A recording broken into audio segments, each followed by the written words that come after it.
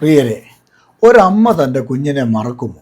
ഒരിക്കലും താൻ പ്രസവിച്ച തൻ്റെ മകനോടോ മകളോടോ മറവി കാണിക്കാൻ പറ്റില്ല. കാരണം അതൊരു മാതൃസ്നേഹത്തിൻ്റെ ഒരു വലിയ കാതലായ വിഷയമാണ്.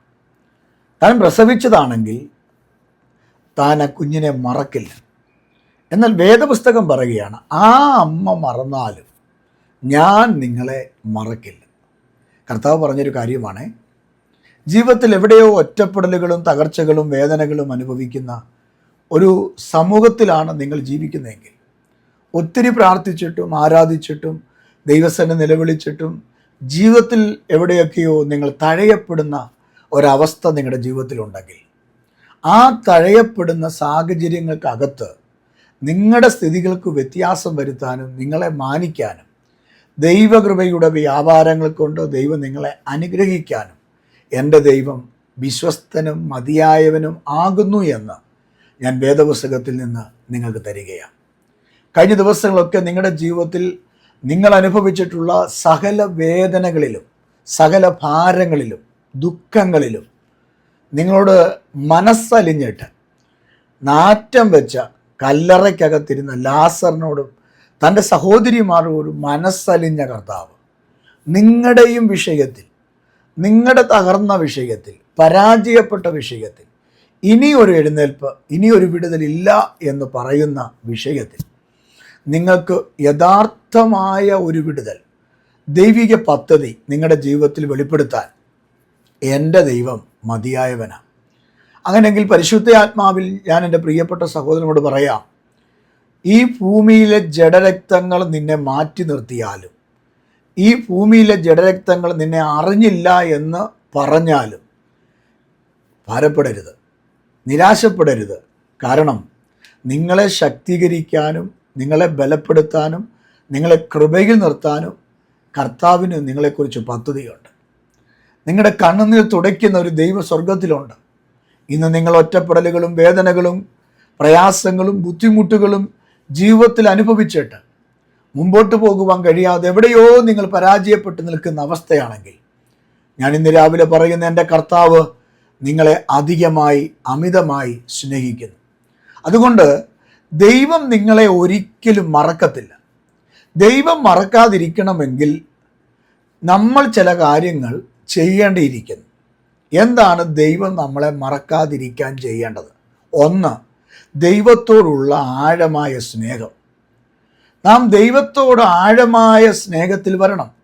മറ്റ് ഭൗതിക നന്മയേക്കാൾ അധികം, മറ്റ് പല നേട്ടങ്ങൾ നമ്മുടെ ജീവിതത്തിൽ ഉണ്ടാകുന്നതിനേക്കാൾ അധികം ദൈവവുമായിട്ടുള്ള ഒരു അഭേദ്യ ബന്ധം, ദൈവവുമായിട്ടുള്ള ഒരു ദൈവ പദ്ധതിയുടെ ആഴം നാം തിരിച്ചറിഞ്ഞിട്ട്, ആ ദൈവം എനിക്ക് വേണ്ടി രക്തം തന്നെന്നും ശരീരം തന്നു എന്നും നാം വിശ്വസിച്ചിട്ട്, ആ ദൈവത്തെ നാം ഈ ഭൂമിയിലുള്ള സകല നന്മകളെക്കാൾ അധികം, തലമുറകളെക്കാളും ജോലിയേക്കാളും ആരോഗ്യത്തെക്കാളും പണത്തെക്കാൾ അധികം ആഴമായി ദൈവത്തെ സ്നേഹിക്കണം.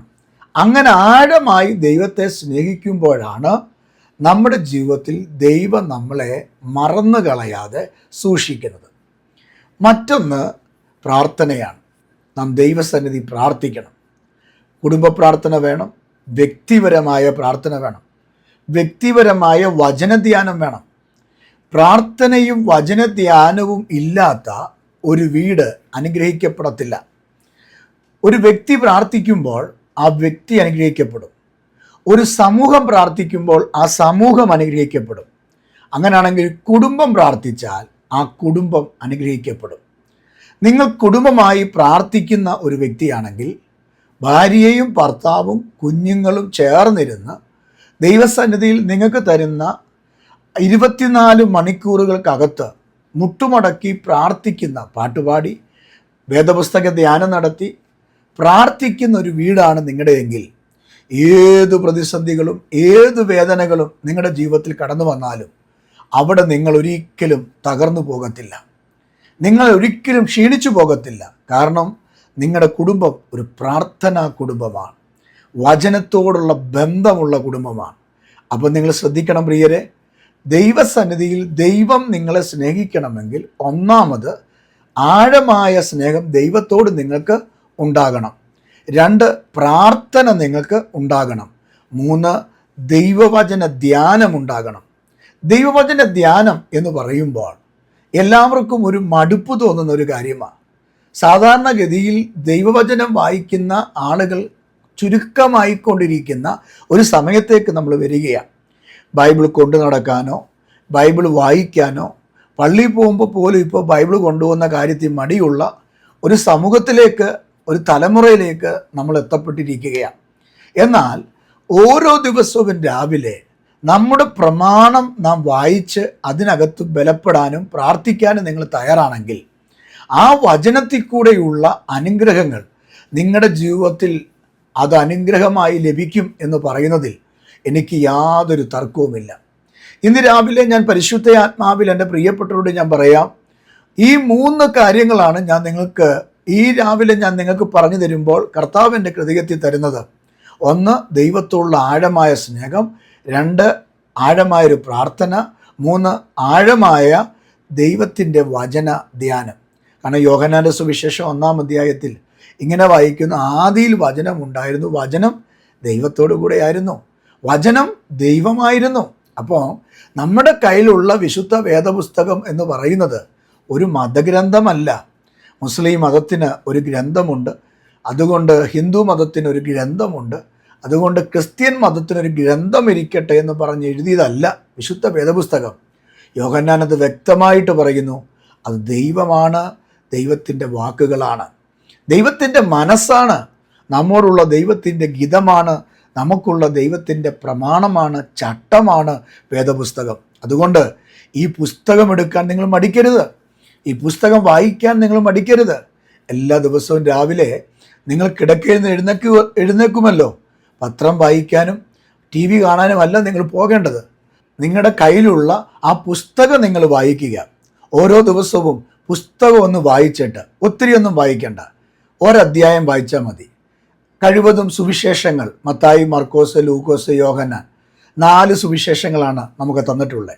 ആ 4 സുവിശേഷങ്ങൾ ഇല്ലെങ്കിൽ പുതിയ നിയമത്തിലെ ലേഖനങ്ങൾ, അപ്പോസ്തലനായ പൗലോസ് സഭകൾക്ക് എഴുതിയ ലേഖനങ്ങൾ, ഈ ലേഖനങ്ങളോ സുവിശേഷമോ ഒരധ്യായമെങ്കിലും നിങ്ങൾ ഡെയിലി ഒന്ന് വായിച്ചിട്ട് ഒരു 10 മിനിറ്റ് നിങ്ങൾ പ്രാർത്ഥിച്ചിട്ട് അന്നേ ദിവസം നിങ്ങൾ ഒന്ന് ആരംഭിച്ച് നോക്കിക്കേ. നിങ്ങൾ അന്ന് ചെയ്യേണ്ട കാര്യങ്ങളൊക്കെ അന്നേ ദിവസവും ചെയ്തു നോക്കിക്കേ. നിങ്ങളുടെ ജീവിതത്തിൽ വലിയ അനുഗ്രഹങ്ങളും വലിയ വിടുതലുകളും സംഭവിക്കുന്നത് കാണാൻ കഴിയും. അത് വലിയൊരു നിറവായി കർത്താവ് നിങ്ങളുടെ ജീവിതത്തിൽ കൊണ്ടുവരുന്നത്, ദൈവത്തിൻ്റെ പദ്ധതി വെളിപ്പെടുന്നത് കാണാൻ കഴിയും. ഒരു മാജിക്ക് പോലെ നിങ്ങളുടെ ജീവിതം അനുഗ്രഹമായി മാറും. കാരണം ഇന്നലെ വരെ നിങ്ങൾ കണ്ടിട്ടില്ലാത്തതും, ഇന്നലെ വരെ നിങ്ങളുടെ ജീവിതത്തെ അനുഭവിച്ചിട്ടില്ലാത്തതും, ഇന്നലെ വരെ നിങ്ങൾ ഗ്രഹിച്ചിട്ടില്ലാത്തതുമായ ഒട്ടനവധി നന്മകളും അനുഗ്രഹങ്ങളും നിങ്ങളുടെ ജീവിതത്തിൽ കർത്താവ് നൽകി തരും എന്ന് ഞാൻ ആത്മാർത്ഥമായി നിങ്ങളോട് ഞാൻ പറയുകയാണ്. അപ്പോഴേ നമ്മുടെ ജീവിതത്തിൽ ദൈവം നമ്മളെ സ്നേഹിക്കണമെങ്കിൽ നമുക്കെന്തു വേണം?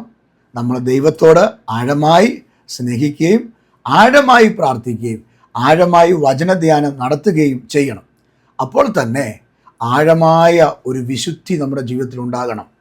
ഇന്ന് ഈ കാലഘട്ടത്തിൽ വിശുദ്ധി എന്ന് പറയുന്ന കാര്യം പ്രസംഗിക്കുന്നവരും പ്രസംഗിച്ചാൽ ഒട്ട് കേൾക്കാൻ ആഗ്രഹിക്കാത്തവരുമാണ് നമ്മുടെ സമൂഹത്തിൽ, പ്രത്യേകിച്ച് നമ്മുടെ പള്ളികളിൽ നമ്മൾ കാണുന്നത്.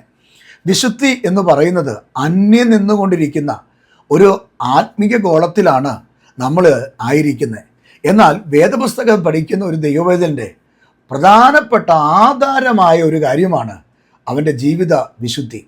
പുറമേ ഉള്ളതായ വസ്ത്രത്തിലോ അല്ലെങ്കിൽ രൂപഭംഗികളിൽ വരുന്ന മാറ്റങ്ങളെക്കുറിച്ചല്ല ഞാൻ നിങ്ങളോട് പറയുന്നത്. ദൈവത്തിൻ്റെ സ്നേഹത്തിൽ നിങ്ങൾ ആഴമായ അനുഗ്രഹം ഉണ്ടാകാൻ ദൈവത്തിൻ്റെ ആത്മാവ് പറയുന്നൊരു കാര്യം, നമ്മുടെ അകത്ത് ഒരു വിശുദ്ധി, നമ്മുടെ സംസാരം, നമ്മുടെ നോട്ടം, നമ്മുടെ ചിന്ത, നമ്മുടെ ഇടപാടുകൾ എല്ലാം ദൈവത്തിന് പ്രസാദകരമായ നിലയിൽ നമ്മളാൽ ആവോളം.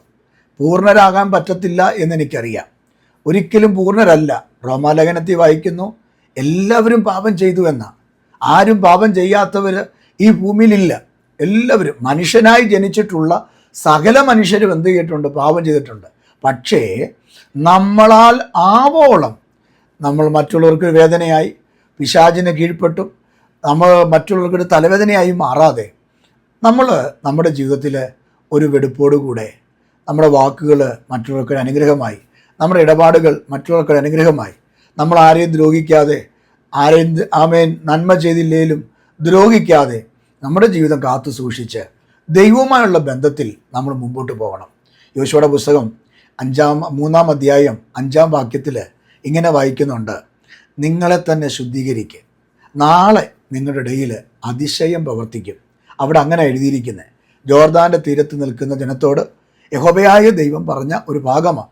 കാരണം ജോർദാൻ്റെ അക്കരെ കാണുന്ന വാഗ്ദത്ത ദേശം ഇവരുടെ അവകാശമാണ്. പക്ഷേ ആ അവകാശത്തിലേക്ക് അവർക്ക് പോകാൻ കഴിയാതെ, അവരുടെ അവകാശത്തിലേക്ക് അവരെ കടത്തിവിടാതെ ജോർദാൻ കലങ്ങി മറിഞ്ഞ് ഒഴുകിക്കൊണ്ടിരിക്കുമ്പോൾ പരിശുദ്ധ ആത്മാവ് അവിടെ ആ യോശുവയോട് പറയുകയാണ്, നിങ്ങളുടെ ജനത്തോട്, അല്ലെങ്കിൽ ഈ ജനത്തോട് പറയുക, അല്ലെങ്കിൽ എൻ്റെ ജനത്തോട് പറയുക, നിങ്ങളെ തന്നെ എന്ത് ചെയ്യട്ടെ, ശുദ്ധീകരിക്കട്ടെ, നിങ്ങളെ തന്നെ ശുദ്ധീകരിക്കട്ടെ. ശുദ്ധീകരിച്ചാലുള്ള റിസൾട്ട് നാളെ നിങ്ങളുടെ ഇടയിൽ അത്ഭുതം പ്രവർത്തിക്കും. അപ്പം നാളെ നമ്മുടെ ഇടയിൽ ഒരു അത്ഭുതം പ്രവർത്തിക്കണമെങ്കിൽ, നമ്മുടെ വീട്ടിൽ ഒരു അത്ഭുതം ഉണ്ടാകണമെങ്കിൽ, നമ്മുടെ മക്കളിൽ ഒരു അത്ഭുതം ഉണ്ടാകണമെങ്കിൽ, നമ്മുടെ ജോലിയിൽ, നമ്മുടെ ആരോഗ്യത്തിൽ, നമ്മുടെ മിനിസ്ട്രിയിൽ ഒരു അത്ഭുതം ഉണ്ടാകണമെങ്കിൽ ദൈവം എന്നും ആഗ്രഹിക്കുന്നൊരു കാര്യമാണ് വിശുദ്ധീകരണം. അതുകൊണ്ട് പത്രോസിനോട് കർത്താവ് പറഞ്ഞത്, ഞാൻ നിന്നെ ഒന്ന് കഴുകട്ടെ. പത്രോസ് പറഞ്ഞു, ഞാൻ കുളിച്ച, അതുകൊണ്ട് എന്നെ കഴുകണ്ട. പക്ഷെ കർത്താവ് പറഞ്ഞൊരു വാക്കുണ്ട്, ഞാൻ നിന്നെ കഴുകുന്നില്ല എങ്കിൽ, നിൻ്റെ കാല് ഞാൻ കഴുകുന്നില്ല എങ്കിൽ എനിക്കും നിനക്കും തമ്മിൽ യാതൊരു ബന്ധവുമില്ല. അപ്പോൾ ആഴമായ അനുഗ്രഹങ്ങൾ നമ്മുടെ ജീവിതത്തിൽ ഉണ്ടാകണമെങ്കിൽ അവസാനം ഞാൻ പറയുന്ന ആ അവസാനത്തെ ആ ലാസ്റ്റ് പോയിൻ്റാണ് വിശുദ്ധീകരണം അല്ലെങ്കിൽ ശുദ്ധീകരണം.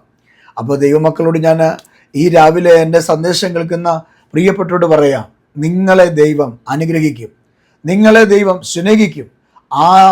ആര് നിങ്ങളെ ഉപേക്ഷിച്ചാലും, അമ്മ അപ്പൻ നിങ്ങളെ ഉപേക്ഷിച്ചാലും, കൂടെ ജനിച്ചവരും കൂടെ പഠിച്ചവരും കൂടെ പ്രാർത്ഥിച്ചവരും നിങ്ങളെ തള്ളിയാലും, നിങ്ങളെ തള്ളാതെ നിങ്ങളെ സ്നേഹിക്കാൻ സ്വർഗത്തിലൊരു അപ്പ ഉണ്ട്. ആ അപ്പായോട് നിങ്ങൾ എന്ത് ചെയ്യണം? ആഴമായ ബന്ധത്തിൽ എന്ത് ചെയ്യണം? വരണം. അതാണ് ഞാൻ പറഞ്ഞത്. ഒന്ന്, ആഴമായി ദൈവത്തെ സ്നേഹിക്കണം, ആഴമായി പ്രാർത്ഥനയുണ്ടാകണം, ആഴമായ ദൈവവചന ധ്യാനം ഉണ്ടാകണം, ആഴമായ വിശുദ്ധീകരണം ഉണ്ടാകണം.